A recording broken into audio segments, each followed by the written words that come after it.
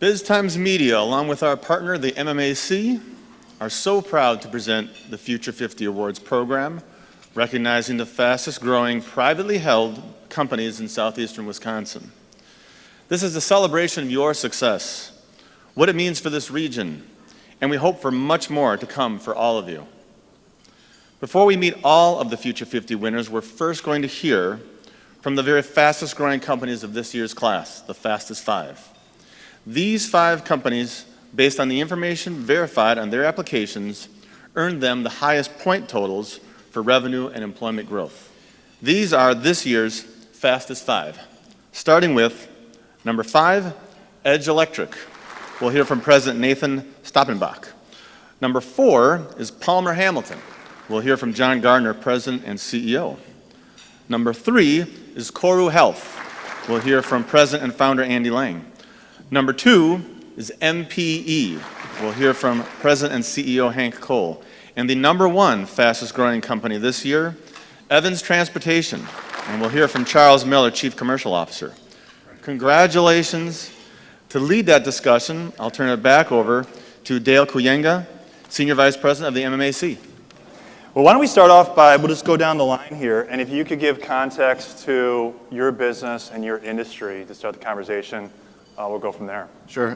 Charles Miller, Chief Commercial Officer for Evans Transportation. We're a third-party logistics company headquartered in Delafield, Wisconsin, started in '85, and proud to serve many of the businesses here in Wisconsin. Hank Kohl, President and CEO of MPE Inc., located in Milwaukee. We're a contracted design and manufacturing organization servicing most of the medical device OEMs on capital equipment. Andy Lange, President of Koru Health. We are a Wisconsin-based owner, operator in senior living. Also have a small footprint in Minnesota, locally owned and operated. Excited to be here. John Gardner, President, CEO of Palmer Hamilton. We're a turnkey manufacturing and design company specializing in the K-12 market. Nathan Stoppenbach, Edge Electric. We're an electrical contractor located in southeastern Wisconsin. Been in business for about 12 years and happy to be here. That's great. Well, we'll start with the first question will be, if I look at your industries, there's no one up here that's in the industries that get a lot of the front page of the paper. There's no one up here in artificial intelligence or space technology. You're all in industries that are, fairly been around for a while, don't receive tons of news. So how have you realized such tremendous growth in your industries? We'll start at this end this time and come on down. So how have you realized the growth you've realized? A lot of our growth, we did an acquisition. We merged with a company in 2021 called A&J. That really spurred a lot of our growth. We continued growing every year, but that was really kind of the catalyst, making that move, combining forces, diversifying our offering, and from there things have really taken off. Right. I'd say for our growth, we really have, in the last couple of years, really focused in on ease of doing business with our customers. Being in the K-12 market, it's a market that really doesn't fluctuate much.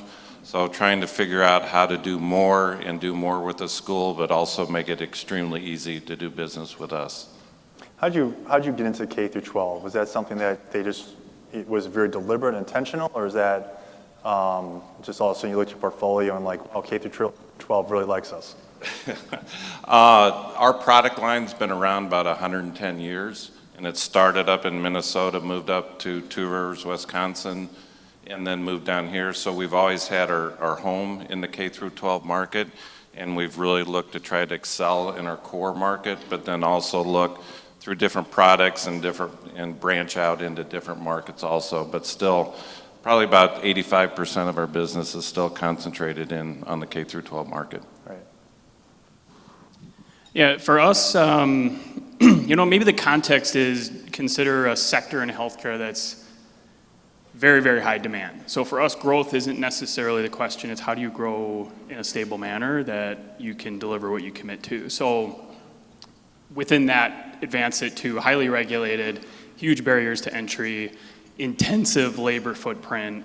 So, I think for us, the path to growth has been how do you build the right relationships with the finances that are needed to do this properly, I should say, and team building, if I had to give you the two. They're probably the biggest one, because we can't do anything without internal customer service. We say internal is our employees. So access to the resources, the high barrier financially, and be able to team build and do that consistently. In our case, we identified some changes in the marketplace that are pretty significant with the advent of value-based healthcare, and we repositioned the business to be able to adapt to the changes that our customers were going to need, organizations that could help them get in front of the technology demands the market was hitting, and position and invested in the business to be able to support that change. For us, no one really cared about supply chain until COVID, basically. So now that everyone cares, they started calling us, asking us to help because their costs were up 30-40% in some cases, and their lines were shut down. So I'd love to say it's all just what we did, but the market drove a lot of the impact to our business. How we responded was with technology and solutions-based development, and we took it in with open arms. Are you still seeing a lot of disruptions and curveballs in your market? Most recently, Yellow Corporation went bankrupt after 100 years. Yeah, not really. It's pretty smooth. So the market generally bottomed out for LTL and truckload in May, June, depending on the mode. So pretty stable right now. Yellow going out of business when it did was really an opportune time. There was about 20% capacity available in the LTL business. Maybe some of you are paying a little bit more for freight if you used Yellow or any of the Yellow companies, but in general, I would guess the product that you're receiving is much better since Yellow's out of business. They were just very poorly managed and had a lot of challenges. At MMAC, we have 4 strategies, and one of the strategies that really drive our operations is talent. We're in an environment, and just fascinated internationally when you look at the demographics around the world, as far as what's going on as far as population growth. And we're not in as bad spots as the places like Russia and China, but America, and in particular the Midwest, we have some significant demographic challenges. And when you look at our region, we don't have the growing population that our countries realized and our regions realized previously, and also we have an aging population. So you're in the position where you're realizing tremendous growth. Tremendous growth requires tremendous talent. How are you balancing out, what are you doing to secure the talent that you need to sustain your growth? For us, we're always hiring, but I would say that our focus is hiring on specific types of people, problem solvers, ideally people who are looking at problems with Power Automate or not to use AI, but generally things that can help replace a lot of dumb tasks. We also outsourced some labor 5 years ago to Colombia. A lot of those resources are coming back as we automate those jobs and giving, not having turnover is really the key to all of it because we can take on a lot more and hire smart people to do more with less. So automation is replacing the outsourcing you put overseas versus domestic hiring? Exactly. Right. In our case, it was a two-pronged approach. One of them, we invested very heavily in automation and technology for intelligent factory automation, as we call it, to take away a lot of simplistic jobs and work intelligently. And on the second side, we look to lean in very heavily with the education partners in the state to bring that gap that exists today between education and industry. And I think it's pretty significant that needs to get closed for all of us to be successful going forward. And we do that with partnering with companies like GPS Education Partners, bringing work-based learning into our organization, partnering with universities on engineering level events, et cetera. How do you feel like our education institutions are doing on that, K through 12 and beyond? Are they, you feel like they're in a good spot where they're accommodating what you're looking for as a business, or is there room for improvement? I think there's significant room for improvement, and I think there's challenges on both sides. I think education needs to embrace industry, and industry needs to embrace education and bring closer the needs. Technology moves so quickly today that the educators can't keep up to it. Us as industry, we're dealing with new technology every day. We need to find ways to bring that to education, help education understand what our needs are so that those two can align better. Great. Andy? Yeah, this is probably one of the absolute largest questions. I would assume we're an outlier by far. we teeter-totter between 400 and 420 employees, so a customer-employee ratio is like 2 to 1. So for us, there is no solution. It is a pie or a puzzle. We're rooted with one initiative, and that's to treat internal customers as number one. And we have seen a lot of optics and metrics that have improved because of that initiative.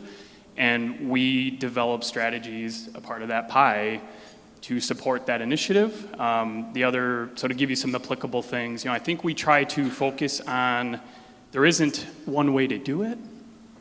We had, a lot of examples in last year of creating custom responses to an employee that needs help or a customized benefit and reward.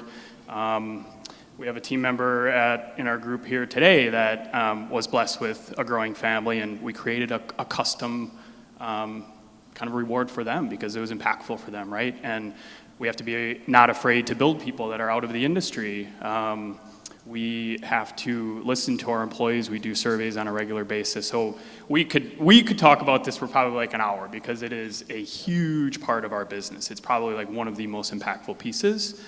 So happy to share after if people are struggling with that. We all struggle with it, right? We've tried to approach it as it's a critical threat. We have to figure this out or else we will fail. And there is no one solution. We just found out recently, though, I'm so proud of our team. This is an US award for us because it's such a team dynamic sector. Our retention, you noted, it was so critical. We're about half of what our baseline is in our sector. So we got some secret sauce working. Awesome. I think when we first started looking at our strategic plan back in 21, 22, and 23, the number one risk factor we assigned was our labor. We had opportunity in the market, so we went out and hired an HR person directly responsible just for recruiting. That helped tremendously, but I think what really turned the corner for us is we brought in WMEP, and we're able to work with them. We brought in a consultant, and he really refocused us to look at how we go about recruiting totally different. Rewrote all of our ads. He said we were back in the 80s on how we recruit. So it's actually, I'll be honest with you, when I look at manufacturing companies around our region, I look at websites, there's a lot of 1980s manufacturing company websites going on in our town. oh yeah, our bar was really low, so we had a lot. And it's just like who we are. I mean, we are just people that are just, they're cranking out high quality, they're working with their team, they're in the factory. I mean, they're just working on the product, and that's the excellence, as opposed to other places in the world where they got an amazing website and there's no one behind the website, right? Yeah, no, I agree. Also, why don't you talk about, I don't think a lot of people here know what WMEP is, so if you could talk about, it stands for Wisconsin Manufacturing Extension Partnership. You said you contact them to be assistants. Yeah. If you want to speak to that real quick, that'd be great. Sure. We've engaged them in several projects. They're an extension, really, of the government for Wisconsin that specializes in working with small businesses to retain business here in Wisconsin. They actually are very competitive on the price. They're somewhat funded, and then we fund the remaining portion. We use them for our quote to cash. We use them for our recruiting and some other critical cell manufacturing projects, but they've done wonderful jobs for us. That's great to hear. Yeah, so the source of that organization is the federal government, for reasons that we could all understand, says that it's important to have a competitive manufacturing sector.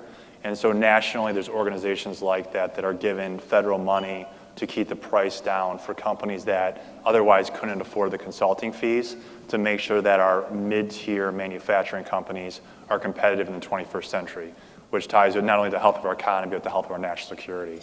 So definitely things to check out there. Please, how do you find, because we just built a house, and finding electricians is not easy. In fact, I got a bedroom light right now that does not work. And my wife said, get on that. I'm like, finding an electrician is not a 1-hour task. So how do you do it? Well, I was hoping you guys had a good answer for me on that because it's been a struggle. But,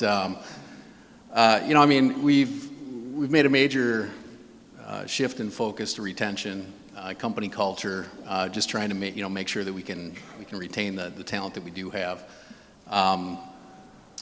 We've seen a difference in the the younger guys coming out of high school. There's a renewed interest in wanting to get into the trades, which has been great to see, because there was probably at least a good 10-year span where I don't think the schools were pushing the trades, and that seems to have changed. So we're finally seeing a lot of good, young, talented kids that want to get into the trades. So I'm encouraged about that. It's that gap right now that we're dealing with where people didn't get into the trades. So finding the skilled guys right now that are credentialed, the guys that we need out there to be a foreman on projects is. There's a major shortage. So, and what's the sweet spot? I mean, who is training your electricians? Is it the tech college, the union, come from other companies, military? Where are they coming from? I mean, we do an apprenticeship through the ABC program, state indentured apprenticeship. So obviously, that training, good majority of it's on the job training. We're starting to do some in-house. Kind of on a monthly basis, bringing these young guys in, trying to instill certain things into them and help them along. We realized a while ago that our best chance is going to be to grow these guys from within our company because they're just not out there. So you just said we're going to take training. We're just going to do it internally. As much as we can. Yeah. And I would say, you were always out there looking for a certain employee with a certain skill set, electrically. And I think we got to a point where we're looking for good people, good quality, good character people, with a good work ethic. All the other stuff we can train, but finding good people is key. We're going to come back to you in a minute, Nate. I want to hear from John. And have you anybody else done acquisitions besides those two?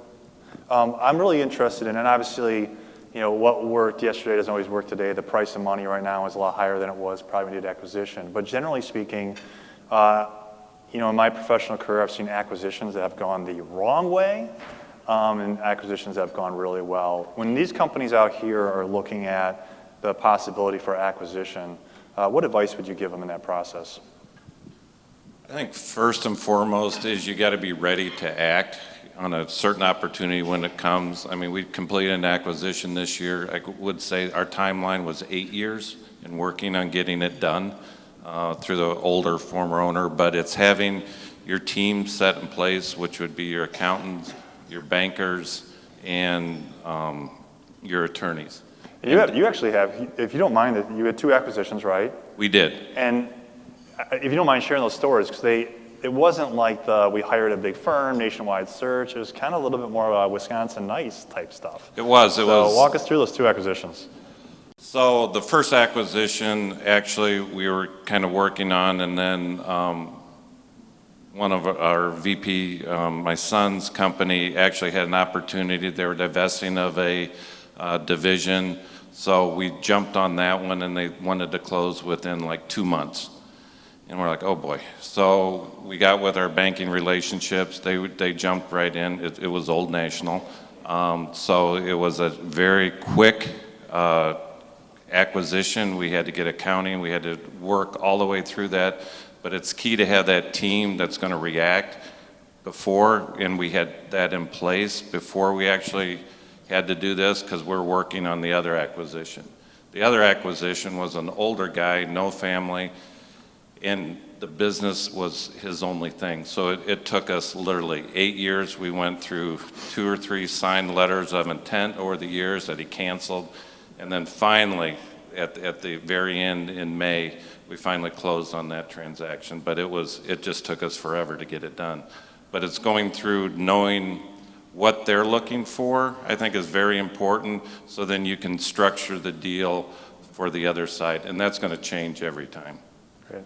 Hank, did you say you did acquisitions as well? Yeah, we've done a few here in the last few years, and I guess to add on to those comments, the other thing I would encourage everyone to think about if they're looking at M&A markets, think long and hard about your integration plan. Think about how do you integrate, what culture you want into that. Have that planned up front, or that will make the difference between a success and a failure.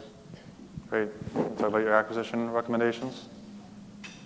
Yeah, kind of like what Hank was saying. I mean, I think that was the biggest challenge. I mean, overall, our acquisition, our merger went very well. Very glad that we did it. I would say it was more than we bargained for as far as integrating the two companies and blending them together. Culture-wise? Just every which way. I mean, we had a plan in place. We thought we had thought everything through in every last detail, and then you get into that, day one, and it's like, wow, this is a lot more than we bargained for. It just is, trying to culturally, just structurally, it takes a while to kind of sift through. You bring two companies together, you think on paper that this is how it's going to look structurally, and then you start realizing that certain people are better fits in different areas than you originally thought they'd be. So it just takes a while to, I think, recognize where people truly belong. Yeah. Hank, I saw on your website, you have some language on there about onshoring. And we talked about, you talked about COVID and disruptions and what's going on geopolitically. What's going on at your company on onshoring? What's the opportunity there? And what considerations should people consider when they're thinking about onshoring opportunities? Sure. In our case, and the businesses we serve, the pandemic was a major change agent to get our organizations rethinking where their manufacturing footprint was going to be for product. There were some times during the COVID pandemic that the country of China, country of India was not going to allow export of any finished product anywhere because they wanted to maintain things like ventilators for their population. So that obviously forced our customers to rethink their manufacturing footprint and is something that actually drove real change finally in an onshoring event. That being said, onshoring is, I've been in this business a long time, and onshoring has been a conversation for the last 20 years. And we are always very optimistic about it in this country, but until we can figure out how to compete on price to subsidize materials and low labor prices, it's going to be difficult. And we need to think about how do we do that with automation and intelligence and other factors to compete on a global scale for onshoring to be real. In our case, we have some tailwinds as a result of what happened in COVID and the requirements that are coming down from government institutions to make sure that we have product in countries, et cetera, are driving a lot of ours. But in general, in manufacturing, until we get more competitive with other technologies and how to make product, onshoring is going to be a conversation, but I think it's still going to be a challenge for our customers who are not going to want to pay more for the products they have today. John, do you see any onshoring impact in your company? Yeah, it's a good question, and the timing's kind of perfect. We have one of our largest customers of our brand new acquisition that called us last Thursday and said, oh, by the way, there's 70% of our sales. We're looking now to go to China. And it was really devastating, and the price difference is about 50%. So we spent the whole week doing a lot of research, came back with them, met with them yesterday, and really the whole crux of it is they are getting, it's a very heavy steel-based product, so they are getting subsidized in China right now by about 20%. That puts us on the steel at about a 50 to 55% difference in cost, and what we said in our meeting is we'll work with some of our vendors, we'll improve our manufacturing process, but our goal is not to be the cheapest. Our goal here is to be the best supplier in North America. We can't compete on the overall price, but we can really give you the level of service, and that's what you're looking for, and that's what we're going to offer. And actually, I think the meeting went very well, and we find out Monday. So. Oh, wish you luck. Yeah, I think it also points to the purpose, and I just encourage every business here to do it because I know how it is. Like you're chugging on your businesses, head down, going to town. Just make sure that you have MMAC. We do a lot of advocacy. Work in the halls on a weekly basis, is when you have stories like that, telling your federal delegation, telling your state delegation about those practices that we're seeing that hurt your businesses, that need action from our government to fix. So, great story. You guys could be anywhere in the world. You could be anywhere in America, and you're in the Milwaukee region. Why? Why are you so committed to our region, and why will you be committed to our region in the future? Well, I spent 6 years on the East Coast outside of Philly and then in beautiful Bayonne, New Jersey, so this is really heaven for me. But I'm originally from Wisconsin, and I think that our goal as a company is to continue to build in a big way within Wisconsin, and that might be opening more offices in Madison or Appleton throughout the state. We're big in manufacturing. Wisconsin does a lot of manufacturing, and unlike a lot of other states or areas, Wisconsinites like to work with people from Wisconsin. They buy local at a pace certainly greater than our surrounding states in Illinois and Minnesota and places like that. So at its core, it's about the people. Culturally, we're very alike. We work hard. We're transparent. We don't take ourselves too seriously. We love the Packers, Bucks, Brewers, Badgers, and so you always have some commonality. And we like working with each other, and I think that goes a long ways. Very good, thank you. In our case, we strategically picked Milwaukee as we looked to ramp up our business thesis, and one of the many reasons we picked it was, other than central location, was the people in the state of Wisconsin know how to make things, and there's a great supply base of knowledge that knows how to support what we're trying to do, embrace technology, make investments where needed, and support what our business was looking to do. And having that support network and knowledge and understanding, as well as the culture, were the key drivers in us picking this. Awesome, thank you. Yeah, for us, our roots are in Wisconsin. The dad socks are not an accident. These are Brewer socks, if you can't see them. I'm a Southside kid. All of our team is local. All the leaders are in Southeast Wisconsin as well. So I think the root is we're growing. We're going to be in Great Lakes. We're targeting neighbor states right now. I think everyone on our team wants to have a nice, solid, strong footprint in our own state. Represent Wisconsin and do it right. From a sector climate, the highly regulated state, that actually puts us at an advantage when you're thinking about growth plans. So we're accustomed, because we have to really run at a high level and manage that regulation. A lot of states don't have that, so their regulations will start to create an advantage for us as they increase their environments. I think the second part of it for me is the education system. I have found working with folks and trying to bring people through our industry, the UW system and the rest of our institutions really do have some good healthcare footprints. Particularly what we do, there's not a lot of universities that embrace, I should say that it's changing quite a bit now, but I think it's a new trend that healthcare administration, the business behind healthcare, is really a focus. It's a very dynamic, tumultuous industry to manage. So I'm very proud of what UW has produced. I'm a Panther, so hello Panthers. So that's probably the second piece, is really supporting, creating some products that came out of our UW system to point to and elevate Wisconsin. Thanks. Kind of along those same lines, what we found is it's a lot of good manufacturers in the area. Our supply chains are good. We love the work ethics of the Midwest. In fact, within our industry, out of like 6 manufacturers that we compete against, all of us are located in the Midwest. So I think that has lots to say about, a little bit pro-business. We like that, but it gets down to really, we've got a strong manufacturing base and a good education base that we can play off of. Great. Very similar, born and raised in this area. Our type of business, it's not one that travels very well. So, I think being in an industry where we're improving communities and building new buildings, I take a lot of pride in doing that in the area that I live, in the area that I've grown up. That's great. Well, I appreciate all your commitment to Wisconsin, our region.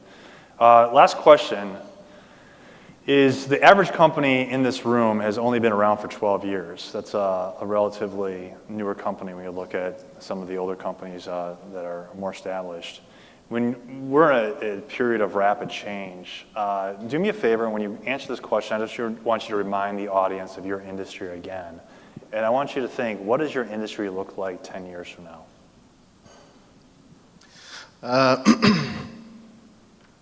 Our industry in 10 years, if we're doing the right thing, is focused on supporting clients regardless of what they need. So tech will automate more and more jobs. So we're going to see driverless trucks on our sideways in the next 10 years? Probably not on the sidewalks, but not sideways, yeah. Highways. I'd expect to see them doing an alternative to intermodal transportation. without getting into the gory details, imagine a driverless truck in a very tight yard full of trailers in traffic. The system just won't let it move because it's unsafe. So I would expect short haul moves and things like that, things in cities to continue to have drivers available, but probably a good alternative for intermodal. But I think that we're going to continue to see, hopefully, reshoring, onshoring of transportation. We'll see more and more geopolitical issues, getting people to buy things more close to where it's being produced. It won't be less expensive necessarily, but I think that the risk to our supply chains is a real issue, and people will continue to act accordingly to protect their businesses and their communities. Great, thanks. In our case, we're going to continue to see significant changes in how we look at healthcare and the technology that we can develop and evolve to improve patients' life over a period of time and have less impact to them, basically keep people from getting ill, have longer, more fruitful lives at lower cost over your healthcare. And we're going to see a lot of advancements in technology and embracement of technology to help us get there. I would like you to also mention in your comments in the future if you're concerned about Medicaid and the over-reliance on your industry on Medicaid. Yeah, this is a loaded one. Okay, so for us, I think the dynamic to start with is an absolute tidal wave of customers. It's already in our industry, so that's the context, right? So I think I got three big things that we hope. This is hope. Our industry changes very, very fast, so 10 years is a pretty long horizon for us. My three buckets are expansion of revenue sources. I believe as that acuity shifts into your industry, our industry, you will have to adjust how do you serve that load, right? There's a lot that will come with that. So it'll be diversification of the physical environments that you're serving folks in. It'll be a sophistication of the products. There's financial sector folks in here. Think of the diversification of all the financial products that are out in the market. A lot of it does the same stuff. I think we'll see something like that with access and sources of receiving those services on the revenue, so that will hopefully create more revenue avenues for providers. It's a big problem in our sector. You don't have many revenue streams to support your business and sustain it, right? So that's why you get into these rate issues where, that's why he's asking a Medicaid question. Some markets can't even afford to produce a senior product. So hopefully revenue is diversified. I think on the labor market, you're gonna see sophistication of labor. We have no choice. I think the old days of what all of healthcare is gonna really experience this, but the old days of really heavy manual one-on-one support, even oversight and supervision, we have no choice, it has to change. So I think the labor will sophisticate at a higher level. Right on the backs of that is the third bucket is technology. I think AI is transformational for healthcare. I think it's gonna leverage enormous amount of time out of books, labor expenses and onto oversight and quality.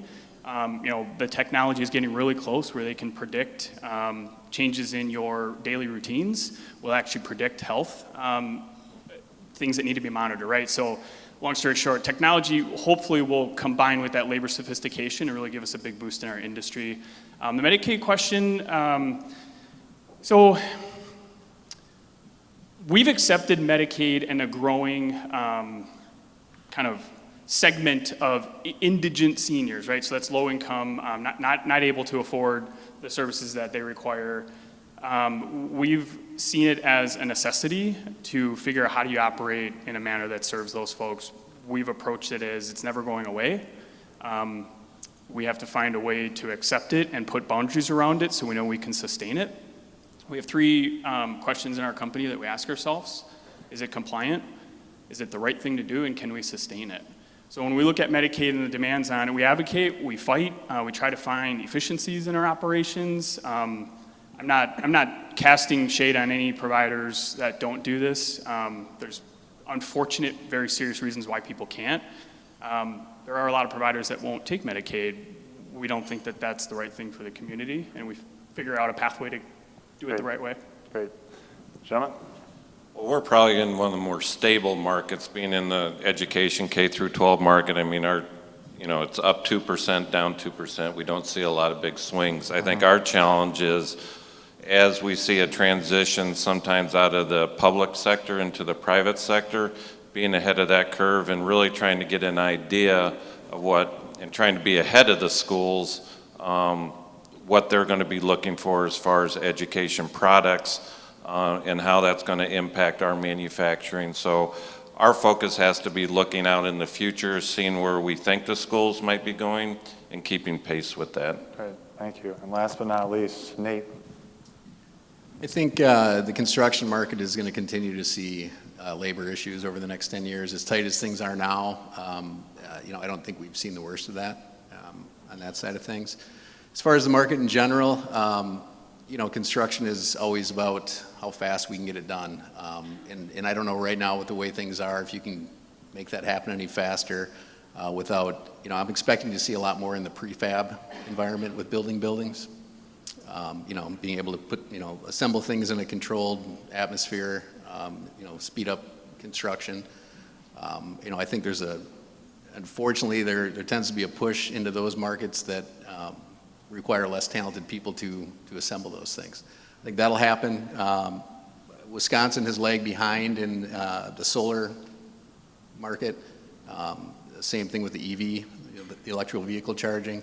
I think over the next 10 years, that will become a huge push in the state, specifically with the infrastructure that's needed to support the push for electric vehicles. Great. And then in turn, what that does to the grid itself. Well, congratulations on your success. Congratulations to everyone's success. Please give our Fab Five here a round of applause.